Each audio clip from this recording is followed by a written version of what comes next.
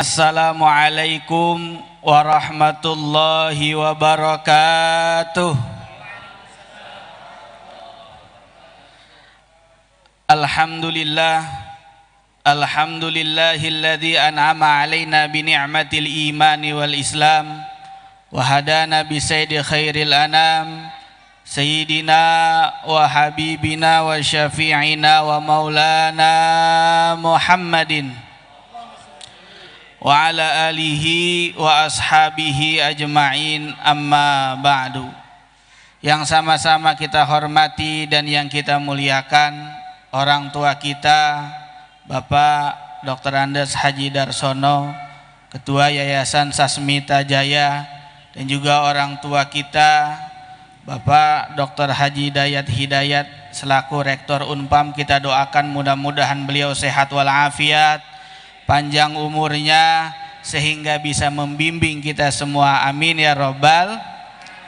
Dan juga yang terhormat para warek yang hadir di kesempatan siang hari ini, para kaprodi atau utusannya yang mewakili, para dosen agama dan juga baik dosen yang bukan agama, dan juga para panitia LKK, dan juga yang saya hormati dan yang saya muliakan Ketua LKK Bapak Ustadz Sofyan Hadi Musa, Ketua Panitia Bapak Abu, dan juga yang saya cintai dan yang saya banggakan anak-anak yatim yang mudah-mudahan dengan kehadiran mereka kita semua mendapat kemuliaan dari Allah Subhanahu wa taala.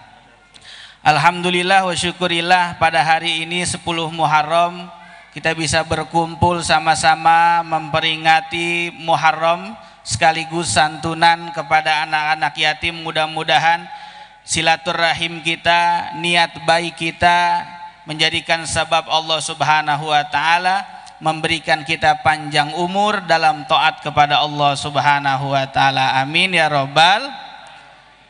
Bapak Yayasan, Bapak Rektor, saya minta izin turun ke bawah biar samping foto saya. Ini Pak Mukhlisin yang bikin, cuma saya mau tanya kenapa ada surat Yasin di sini ini. Ini kan kita perasaan jadi kagak enak, tapi saya yakin niat dia baik mendoakan saya panjang umur. Hadirin yang dimuliakan oleh Allah Subhanahu wa taala. Muharram itu kita sama-sama tahu adalah pergantian awal tahun baru Hijriah yang diambil ditentukan dari hijrahnya Nabi Muhammad Sallallahu Alaihi Wasallam. Tapi perlu diketahui banyak orang yang menganggap bahwasanya hijrahnya Nabi itu bulan Muharram. Padahal hijrahnya Nabi menurut beberapa kitab itu bukan terjadi pada bulan Muharram. Dalam kitab Sirratul Fiqh yang dikarang oleh Syekh Ramadan Al-Buti, beliau mengatakan hijrahnya Nabi dari kota Mekah ke kota Madinah itu pada tanggal 2 Rabiul Awal sampai ke kota Madinah tanggal 13. Ada juga dalam kitab Al-Khariqul Maktun karangan Syekh Syafiur Rahman, beliau mengatakan bahwasanya hijrahnya Nabi itu tanggal 1 Rabiul Awal. Ada lagi jumhur ulama mengatakan dari tanggal 27 Safar, nginep 3 hari di Goa Hiro baru berangkat ke kota Madinah. Itu sekilas tentang kapan Nabi hijrah. Tapi bukan itu yang akan saya bahas. Karena yang akan saya bahas adalah bagaimana kita di tahun baru Hijriah ini bisa mengimplementasikan nilai-nilai humanis, religius dalam membangun peradaban. Anak-anak paham apa kagak? Paham ya? Anak-anak masih semangat? Masih semangat? Kalau yang dengerin ceramah Pak Ustadz, ntar Pak Ustadz kasih hadiah. Mau apa enggak? Wah, itu emak-emak yang anak-anak Bu, anak-anak. Ntar ada ceramah saya kasih pertanyaan dari ceramah, nanti saya kasih hadiah. Mau apa enggak? Ya mau ya, dengerin jangan berisik. Silakan dimakan kuenya nggak apa-apa. Yang penting punya saya jangan utak-atik gitu Pak Bu. Ya, silakan makan, silakan. Hadirin yang dimuliakan oleh Allah Subhanahu wa taala. Hijrahnya Nabi Muhammad SAW dari Mekah ke Madinah ini dibilang sukses. Apa sih kiat-kiat hijrah Nabi bisa sukses? Kenapa Nabi bisa membangun kota Madinah menjadi kota Madinah Munawwarah? Kota yang penuh berkah, kota yang menghadirkan dan mengeluarkan orang-orang yang baik dalam kota Madinah.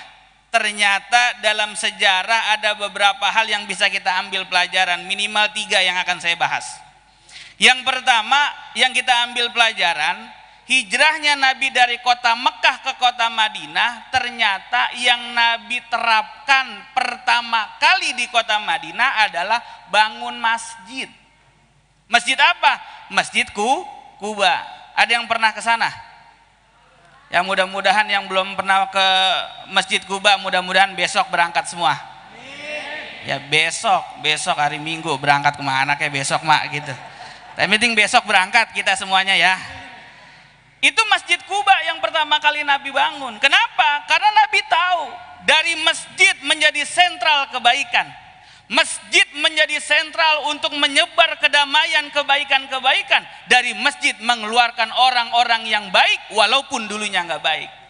Makanya alhamdulillah nih tadi Pak Rektor, Pak Yayasan udah bilang, ini Unpam udah dibangunin masjid. Masjid yang cakep begini, yang indah begini.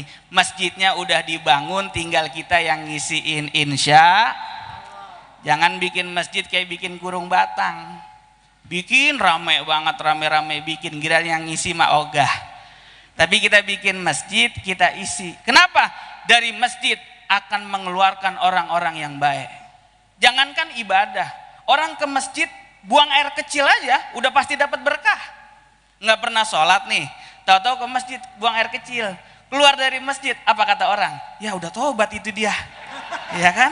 Keluar dari masjid dia, padahal habis ngapain dia? Itu berkahnya berkahnya masjid. Emang model orang datang ke masjid macam-macam. Ada yang mau ibadah, ada yang datang ke masjid ngadem doang, ada yang datang ke masjid numpang tidur, ada. Itu hari Jumat itu, ya kan? Nyari posisi, khotib ngomong dia pules, begitu ya kan? Ada. Tapi bukan orang sini, di sini nggak ada. Alhamdulillah. Itu yang pertama yang dibangun masjid. Dari masjid akan mendebar kebaikan. Makanya tadi Pak Rektor bilang alhamdulillah ada kegiatan-kegiatan. Saya teringat ucapan Habib Abdullah Al-Haddad, al-adatu idza rasakhat nasakhot. Kebiasaan yang baik ditanam lama-lama akan menghilangkan kebiasaan yang buruk. Tapi kalau kebiasaan yang buruk yang ditanam lama-lama akan menghilangkan kenikmatan kebiasaan baik. Kita rajin sholat jamaah, lama-lama nonton apapun, ngelakuin maksiat apapun, lama-lama malu. Emang kenapa? Kita udah biasa ngelakuin kebaikan. Tapi sebaliknya, kalau yang kita lakuin kemaksiatan, kita lakuin kejelekan, kezaliman, lama-lama kita datang sholat aja udah nggak ada rasa nikmatnya. Datang ke masjid bawaannya pengen pulang aja. Sila baru 30 menit, kayaknya udah lama banget gue duduk di sini ya. Ya kan? Padahal ini tadi Pak Rektor ngomong ini duduk kita majelis ilmu. Orang duduk di majelis ilmu sama malaikat dosanya dihapus. Amin. Malaikat dilempar ke laut, laut ogah. Dilempar ke gunung, gunung ogah. Akhirnya malaikat bingung nih dosa dibuang kemana? Dibuang kepada orang yang datang ke masjid, ke majelis taklim, pulang duluan. Nah, ayo udah pulang. Ayo udah pulang gitu. Itu yang pertama, masjid yang dibangun oleh Rasulullah Shallallahu Alaihi Wasallam. Yang kedua, suksesnya hijrahnya Nabi Muhammad Shallallahu Alaihi Wasallam ternyata antara yang tua sama yang muda solid dalam melakukan segala sesuatu, kompak kalau bahasa kita. Lihat hijrahnya Nabi, bagaimana tidak yang tua dengan yang muda kompak. Yang tua diwakili oleh Abu Bakar As-Siddiq radhiyallahu an. Begitu setia nemani Rasul dalam berhijrah, masuk ke Gua Hiro ikut. Sampai-sampai saking setianya Abu Bakar As-Siddiq kepada Nabi Muhammad, Rasul katakan muji beliau, lau kuntu muttakhidan khalila latakhadhtu Abu Bakar khalila. Seandainya Allah mengizinkan aku mengambil kekasih, Abu Bakar aku akan jadikan kekasih karena kesetiaan beliau. Dari anak muda, siapa yang mensukseskan ketika hijrahnya Nabi? Sayyidina Ali bin Abi Thalib. Rela tidur di kasur, bertaruhkan nyawa. Asmah bin Abu Bakar nganterin makanan ke Goa Hiro padahal taruhannya nyawa. Abdullah bin Abu Bakar mencari informasi dan menginformasikan kepada Rasul padahal taruhannya nyawa. Itu yang bikin sukses hijrahnya Rasul dalam mengimplementasikan nilai-nilai humanis religius di Madinah. Orang tua sama anak muda kompak. Ini orang tua kita Pak Rektor, Pak Yayasan, anak mudanya dosen. Rektor yayasan punya program, anak muda yang ngejalanin. Makanya kalau kata ulama, suksesnya itu segala sesuatu Khulafaur Rasyidin, Abu Bakar, Umar, Utsman, Ali itu jangan sampai ketinggalan. Sosok 4 itu kudu ada. Harus ada. Yang pertama kalau mau sukses kegiatan harus ada sosok Abu Bakar. Siapa Abu Bakar? Orang tua. Acara anak muda semuanya nggak ada orang tua, kurang ganas, kurang angker. Paling bercanda doang kerjaannya. Betul apa enggak? Tapi kalau ada orang tua, ya kita nggak enak.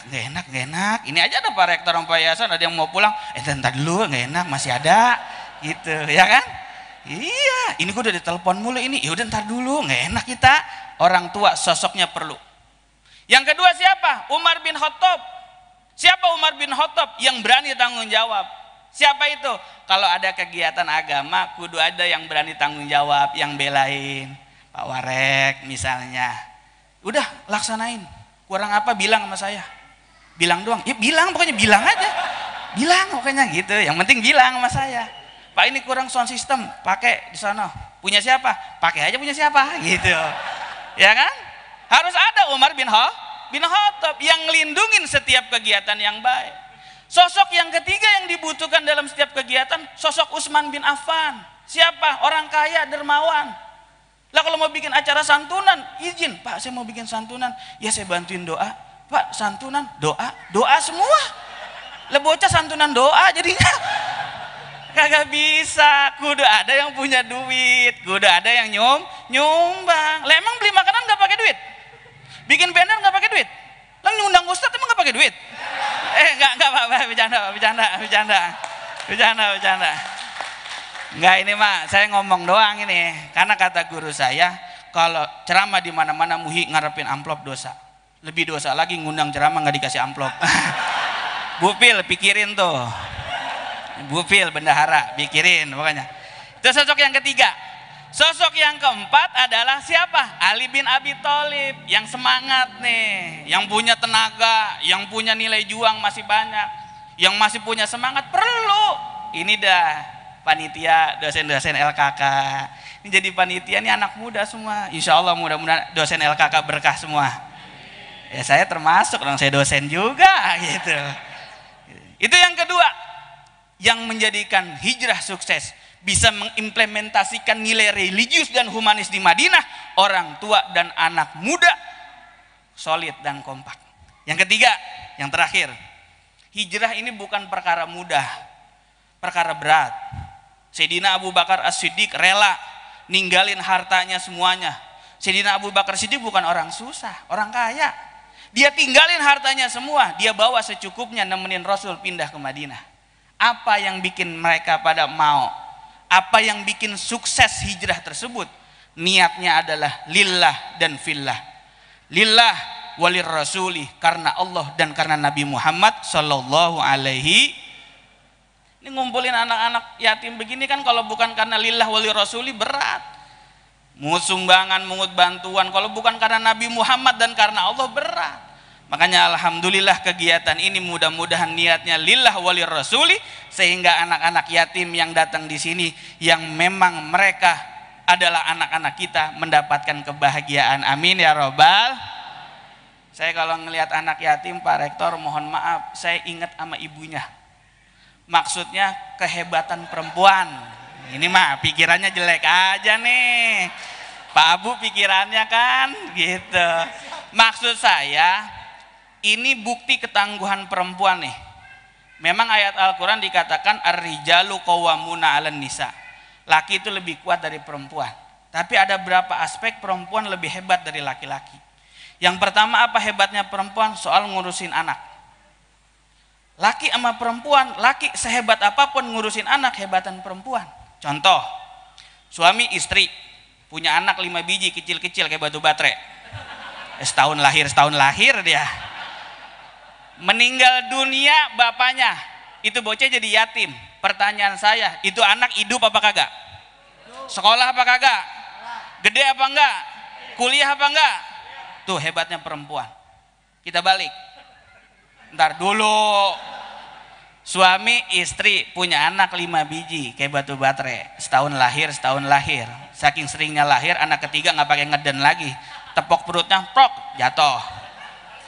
Yang meninggal bininya. Kira-kira laki bisa gak ngurusin anaknya, Bu? Kenceng amat ngomongnya. Enggak, kok kawin lagi, kawin lagi katanya. Artinya itu kehebatan perempuan daripada laki. Salah satunya ngurusin anak. Kedua, kehebatan perempuan sama laki. Ibu saya belain, tenang aja nih. Urusan makanan. Laki makan di mana-mana, jarang ingat sama perempuan. Tapi perempuan makan di mana-mana, pasti dia ingat sama lakinya. Buktinya apa? Kalau ngaji tasnya gede-gede banget.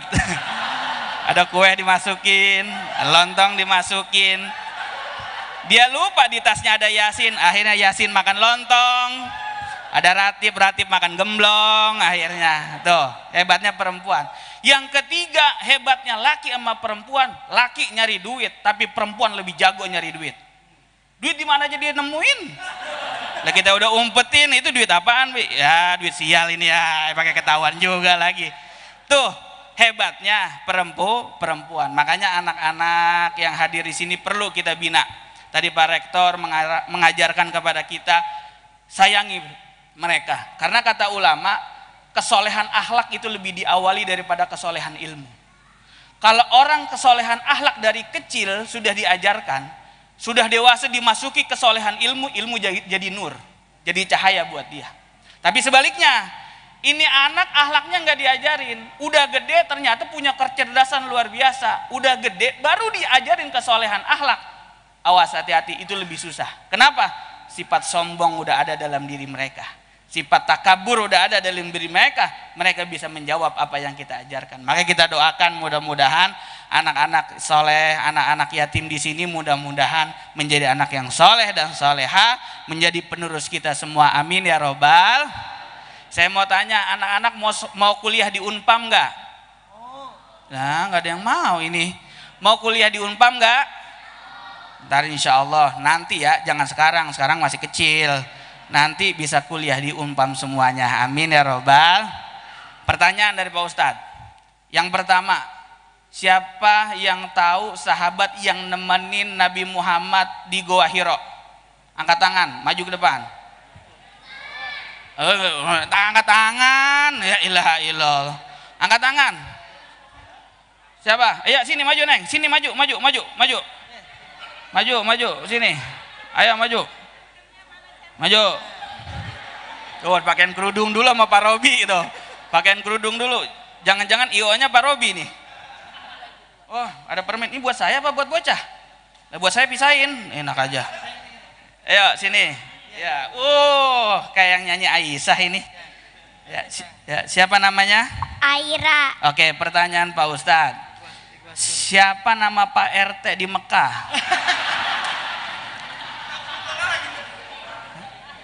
Siapa? Pak RW, siapa Pak RW? Pak RT kamu siapa namanya Pak RT kamu? RT-nya siapa? Belum punya KTP ini dia. Siapa sahabat Nabi yang nemenin Nabi di Goa Sur? Allah. Wow. Ya gimana ya, mau disalahin bocah. Abu Bakar. Siapa namanya? Abu Bakar. Nama kamu siapa? Aira. Oh iya. Nama sahabat Nabi yang nemenin di Goa Sur siapa? Abu Bakar. Oh iya. Kasih dah. Kasih dah 50. Ya. Kasih. Bupil ganti, jangan lupa. Ya udah. Ininya coklatnya Neng. Coklatnya salim. Pintar. Ya. Ya, salim. Ibu sehat ibu. Atuh lagi ini. Wah, keluar lagi gue. Enggak, udah ini aja. Satu lagi. 3 coklat, 3 gocap, kita keluar. Siapa yang hafal bulan Hijriah? Ayo silakan. Ayo. Ayo maju, jangan main siapa? dorong-dorongan. Ayo.